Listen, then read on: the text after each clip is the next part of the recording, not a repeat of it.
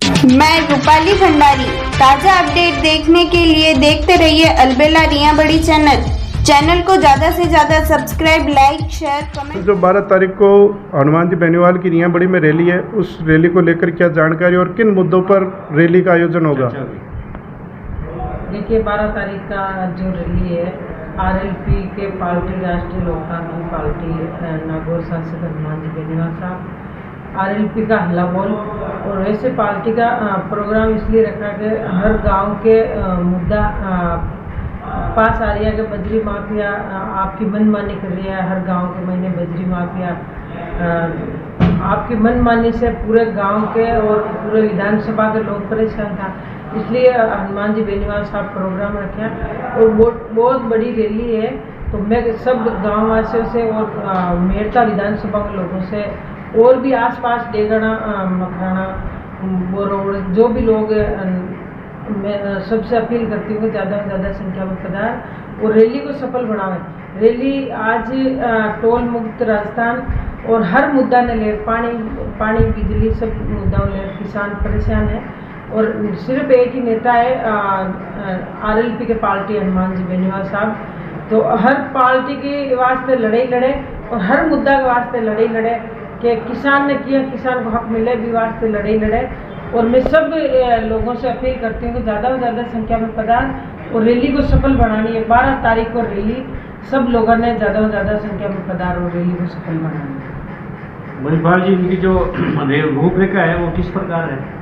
देखिए, 12 तारीख को राष्ट्रीय लोकतांत्रिक पार्टी का रिया उपखंड मुख्यालय पर हल्ला बोल कार्यक्रम है, जो बजरी की बढ़ी हुई दरों को लेकर के ये कार्यक्रम है।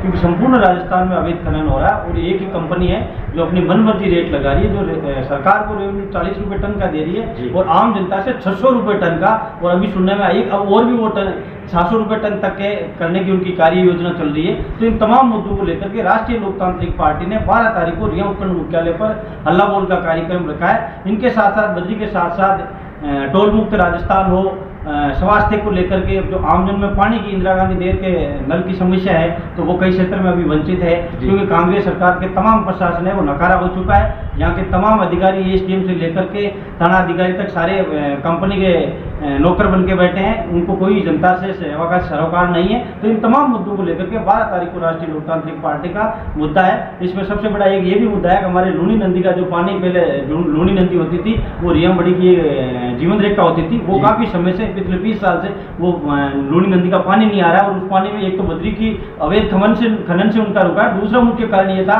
कि जब सावनलाल जी सिंचाई मंत्री थे तब अजमेर जिले की सीमा पर एक बांध बना करके पिशांगण में उस पानी को अवैध रूप से रोका गया है। तो यहाँ के नागौर जिले के संपूर्ण रिया उपखंड में ये बड़ी समस्या हो गई कि जल स्तर दिनों दिन घटता जा रहा है, पीने के पानी की समस्या है। तो हमारा ये भी निवेदन रहेगा कि हम लोग उस बांध की सीमा को कम किया जाए, ताकि उनसे जब बारिश का नागपाड़ पर बारिश होता है तो बारिश से वो पानी आगे आए और वो पानी नागौर सीमा से होते हुए पाली जिले जोधपुर तक लूनी नदी का ये वापिस सरोकार जिंदा हो और ये लूनी नदी बच जाए। इन तमाम मुद्दों को लेकर के 12 तारीख को राष्ट्रीय लोकतांत्रिक पार्टी का हल्ला बोल कार्यक्रम रखा गया है। तो मीडिया के माध्यम से हमारी ये निवेदन है कि ज्यादा से ज्यादा लोग इस कार्यक्रम में पहुंचे, उस कार्यक्रम को सफल बनाए।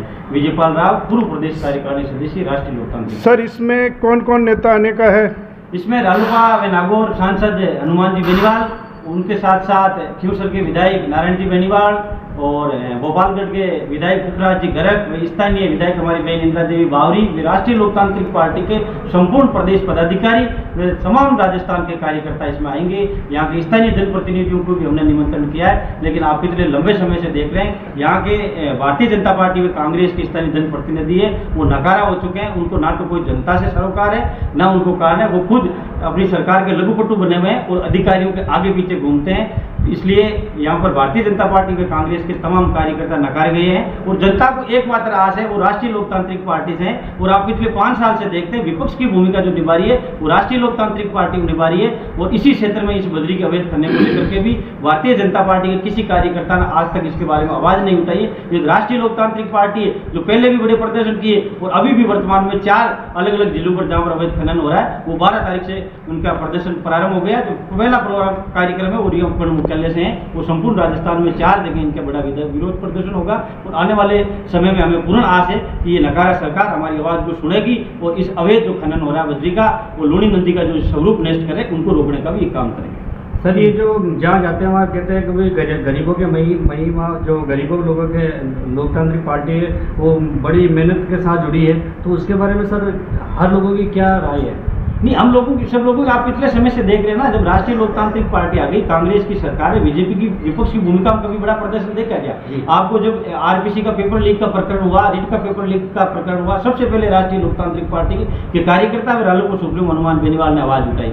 आपने देखा होगा बिजली की बढ़ी हुई दरें थी, इस कांग्रेस ने जो ये 100 यूनिट 50 यूनिट का खेल खेल रही है, ये भी राष्ट्रीय लोकतांत्रिक पार्टी के आंदोलन की बदौलत ही आज जनता को राहत मिल रही है। और बद्री का भी यदि राष्ट्रीय लोकतांत्रिक पार्टी इस मुद्दे को लेकर के गई है तो आने वाली सरकार को हम झुकाएंगे और ये बजरी की दरें जो भी आम जनता को सस्ती दरों पर मिले। विपक्ष की संपूर्ण भूमिका भारतीय जनता पार्टी आपको कहीं देखने को नहीं मिलती है। रोडों पर जहां भी आप देख लो, हर मुद्दे को लेकर के कहीं भी छोटी सी भी कार्यक्रम होता है तो वो भी, और पूरी जनता को भी आज यही है कि राष्ट्रीय लोकतांत्रिक पार्टी का कार्यकर्ता आएगा तो अब हमें न्याय मिलेगा। ये संपूर्ण प्रदेश के हालात ये हो चुके हैं। आप बाड़मेर से लेकर के आप धौलपुर तक देख लीजिए, बांसवाड़ा से लेकर के गंगानगर तक देख लीजिए, सभी जगह विपक्ष की भूमिका है वो राष्ट्रीय लोकतांत्रिक पार्टी अपनी भूमिका निभा रही है। और आने वाले चुनाव में आप देख लेना, विपक्ष की भूमिका में यदि कोई मजबूत रहेगी तो वो राष्ट्रीय लोकतांत्रिक पार्टी और इस भारतीय जनता पार्टी के बीच मुकाबला होगा। कांग्रेस कहीं देखने को नहीं मिल रही। आप देख लीजिए यहाँ इस तरह कहीं कांग्रेस के कोई पदाधिकारी कोई कार्यक्रम आपको दिख रहा है, वो अपने सत्ता में कभी वो जाकर के जनता के संवाद ही नहीं कर रहे, वो तो जनता का सुख भोग रहे हैं। और भारतीय जनता पार्टी को ये लग रहा है कि कांग्रेस को नकारेंगे तो हमारे पास आ जाएगी, लेकिन अब उनको जागना होगा क्योंकि राजस्थान प्रदेश की जनता जाग चुकी है।